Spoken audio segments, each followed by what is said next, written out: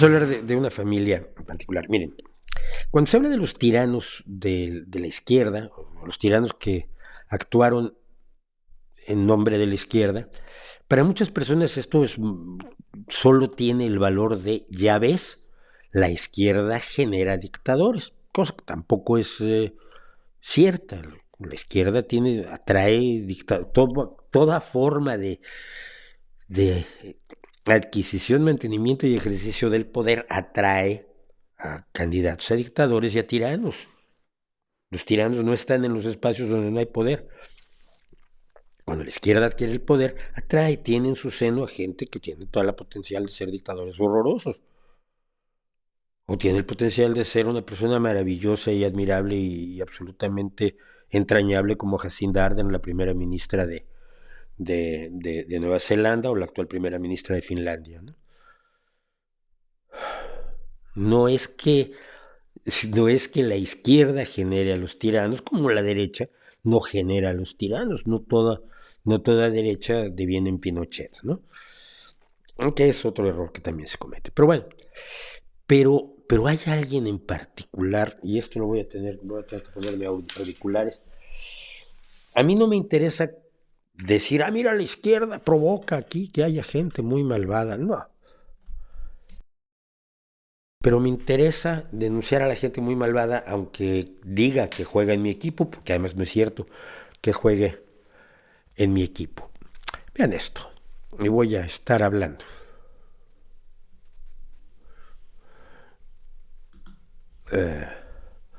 Un segundo que necesito aquí tener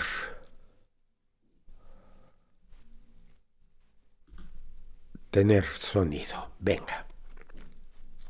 Vamos a ver a Nicolae Ceausescu dando el último discurso de su vida el 21 de diciembre de 1989. Și prieteni, cetățeni ai capitalei României socialiste. A ver, aquí una cosa. Acuérdense que el rumano es un idioma romance, se parece muchísimo al español. Y como todos los idiomas romances se parecen entre sí, parece familiar. Pero la forma en que habla y la forma en que utiliza estas figuras de lenguaje cansinas, ya vacías de significado, me llama mucho la atención. Y les voy relatando lo que pasa. Dice: queridos camaradas y amigos, ciudadanos de Bucarest, capital de la Rumania socialista. Primero, mis más sinceros deseos revolucionarios a los que están participando en esta maravillosa manifestación. Y a todos los habitantes de la ciudad, por supuesto. Un saludo caluroso, es un saludo caluroso. Les deseo éxito en todo lo que van a hacer hoy.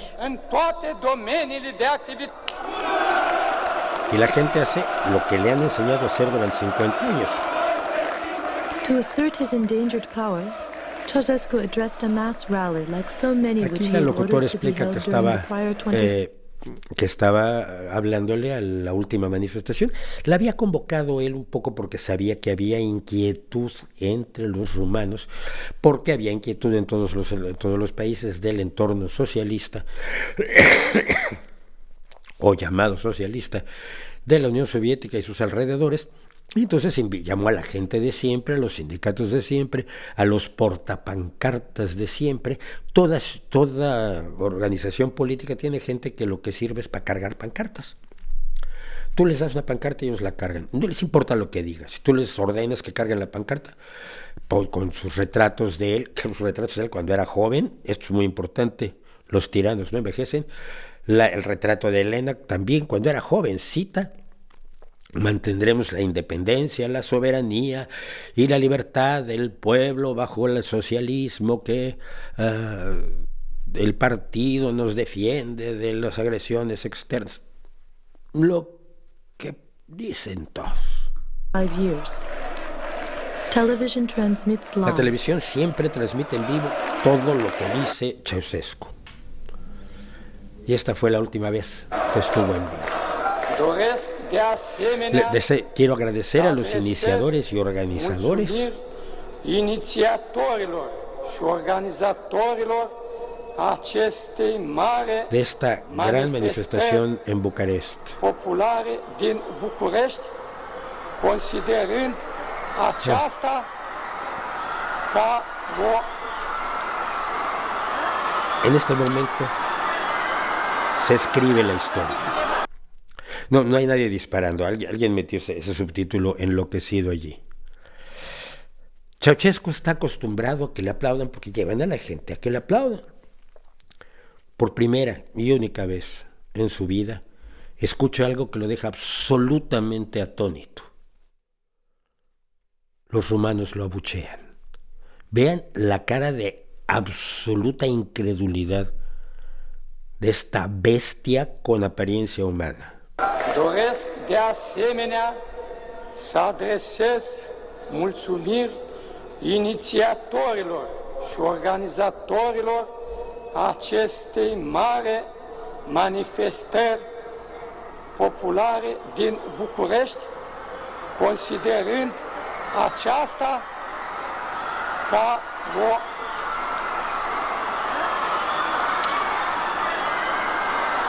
No lo puede creer.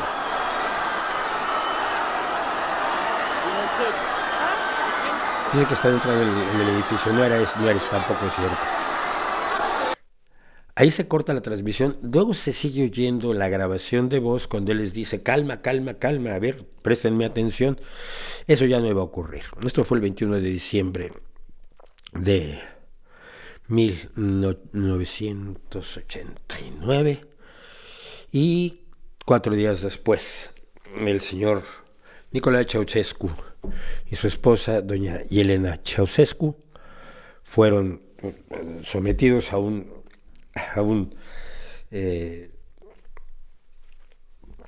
juicio un tanto extraño, un tanto desprovisto de todas las garantías y demás, esto hay que siempre decirlo, y fueron fusilados en el 25 de diciembre, la Navidad de 1989. De todos los dictadores impuestos por la Unión Soviética, Ceausescu me da especial asco. Te voy a explicar por qué. Había, después de la Segunda Guerra Mundial, el líder del Partido Comunista, que quedó al frente de Rumania, como ocurrió en todos los países que quedaron del lado de la influencia soviética después de la Segunda Guerra Mundial.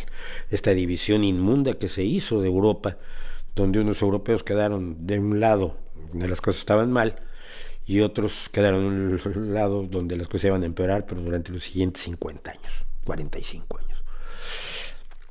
Y este presidente, no me acuerdo su nombre además, es dificilísimo de pronunciar, mi rumano es infernal, murió en 1968. 1968 es un año clave para la historia de la humanidad por muchísimas cuestiones, por los movimientos que hubo en el mundo occidental, muy importantes, en México en concreto, el del 68, que nos marca a todos, pero también es el año en que Checoslovaquia intenta el socialismo con rostro humano y como premio la Unión Soviética les regala una bonita invasión con tanques y todo. Hablábamos de eso con el tema de Joseph Kudel, que ahora se nos está como entretejiendo todo de una manera bien bonita.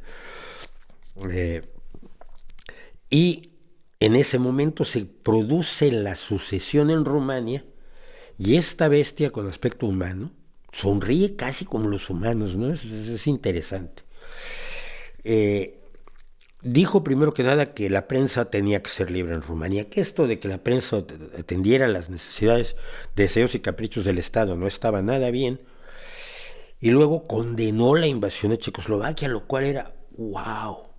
¿Cómo es posible que un líder de los satélites de la Unión Soviética condene esta invasión, que todos los demás aplaudieron, como los de la manifestación de Ceausescu? Y en poco tiempo se convirtió en el más bruto de todos sus colegas, con excepción quizás de Enver Hoxha, el albanés. Y no, ni siquiera, porque lo que hizo fue mucho peor. Lo que hizo es lo que hacen todos los tiranos: control absoluto de toda la población mediante la represión más brutal imaginable, con delatores, con organizaciones de seguridad, con organizaciones de inteligencia, que detectan cada elemento de desacuerdo ya con el régimen, e inmediatamente se le reprime y se le suprime.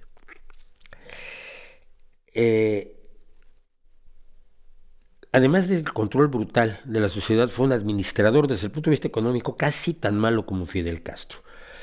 Es decir, hundió a Rumania en una deuda increíble, y para pagar la deuda en la que hundió a Rumania, exportó todo lo que producía, dejando a la gente sin comer. Como Stalin cuando exportó el grano de Ucrania y provocó el Holodomor. Pero no una vez, sino todo el tiempo. Rumania, durante 20 años al menos, fue un país donde hubo hambre.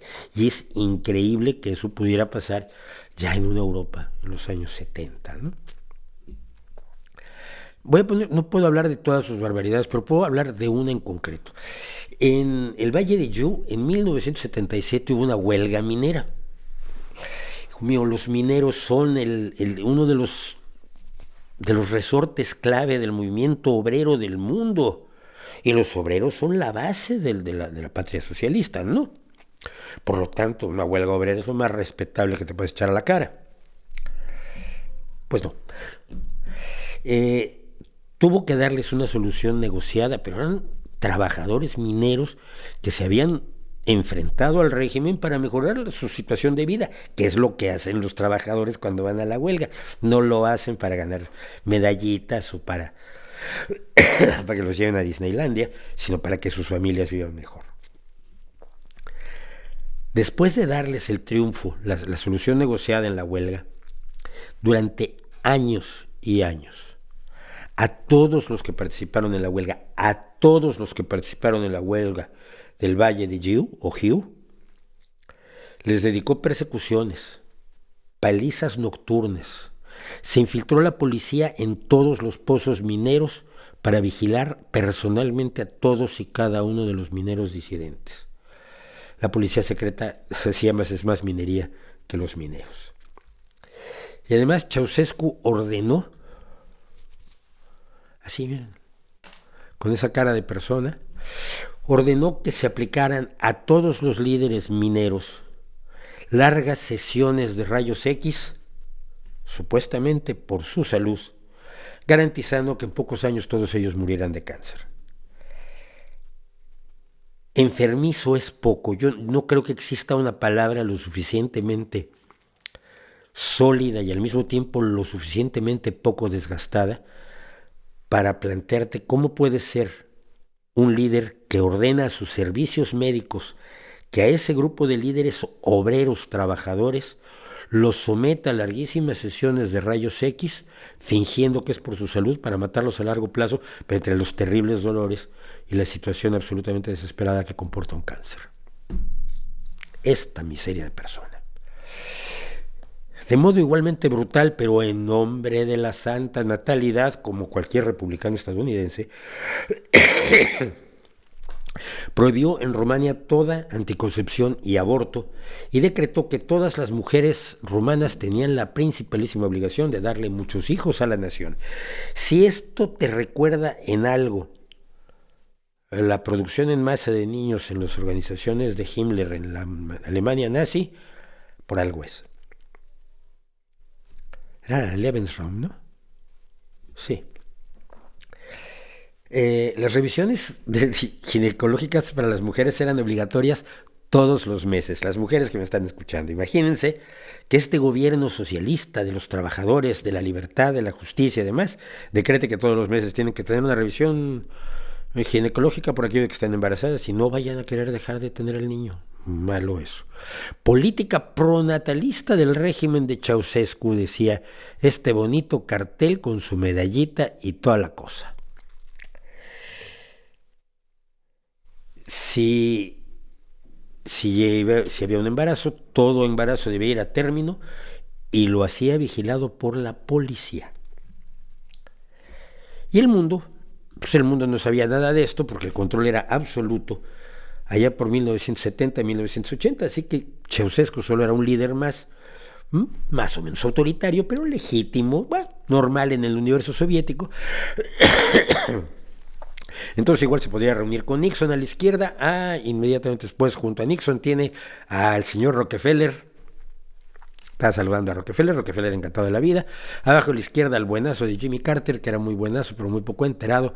Y a la derecha con Willy Brandt, uno de los grandes constructores de la socialdemocracia, para que no digan que no apunto las metidas de pata de los míos, porque Willy Brandt creo que es de los míos, pero ¡ay, madre mía!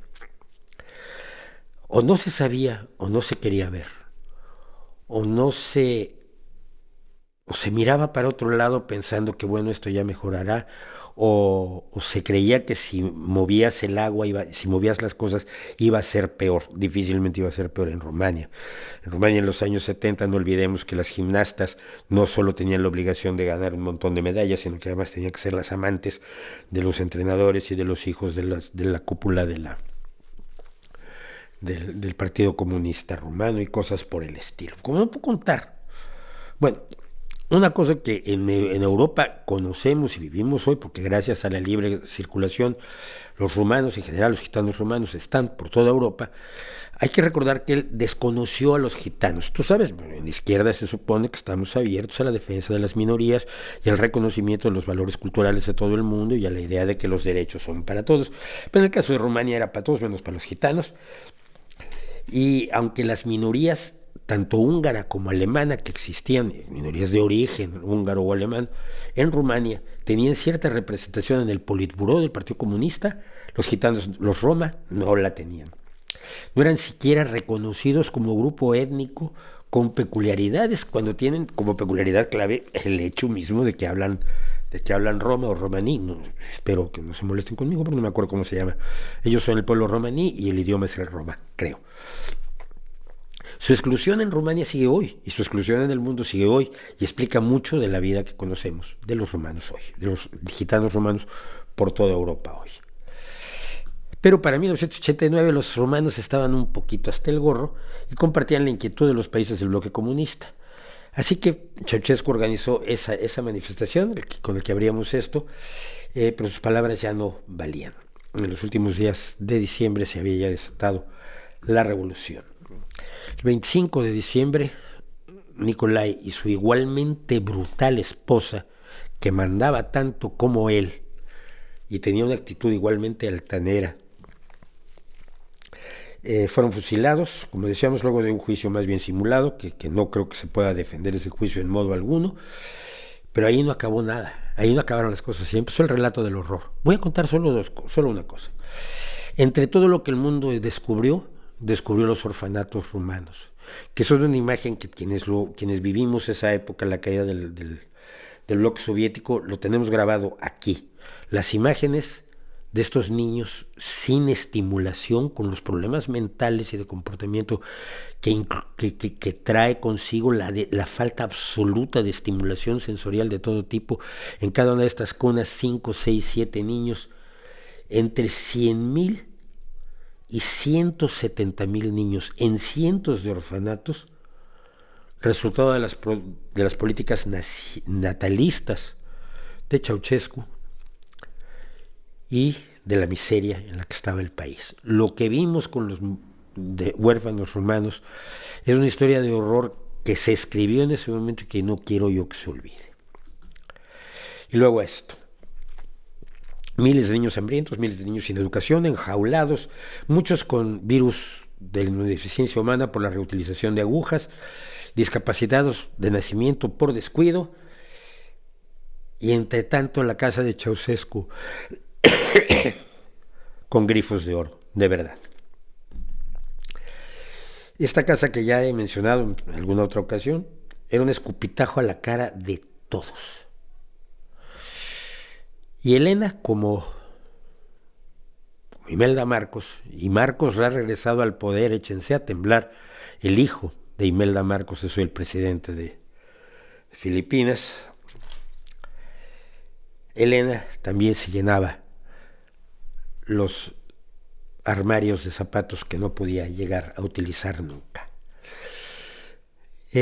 Los buenos chicos de Oysterband, que es mi banda, como todo el mundo sabe, cantaban lo siguiente. Es la única música que yo sé que narra la caída de los Ceausescu y que dice: los rebeldes toman el palacio, ¿qué encuentran? ¿Quedan secretos atrás? Es un juicio del que solo quedan huesos. No, son grifos de baño de 19 quilates, teléfonos de marfil, sábanas de raso negro, cajas de cerveza alemana, películas pornográficas, un candelabro roto, trajes de piel de tiburón con cristales en las mangas, armarios llenos de objetos que no te lo creerías. ¿Cómo puedes ponerte 1000 pares de zapatos? Cuando tuvo el blues caminante, tuvo que conformarse con un par. Así que ponte en los zapatos de Elena, porque no le dieron tiempo de elegir. Y ella dijo: prefiero morir que verme como una perdedora. Y por supuesto murió. Y dice Oysterband, para terminar con esto, que es verdaderamente escandaloso: hay una casa segura en los suburbios llena de vidrios rotos, sangre, alambre y espejos. Los vecinos no preguntaban. Tú y yo, amor, llevamos el placer al límite. Solo la gente menor tiene que pagar su billete con culpa. Ya no había guardaespaldas cuando tocó la campana, ni helicópteros para sacarlos del infierno. Brothercitas y sistercitos, una dictadura siempre es una dictadura.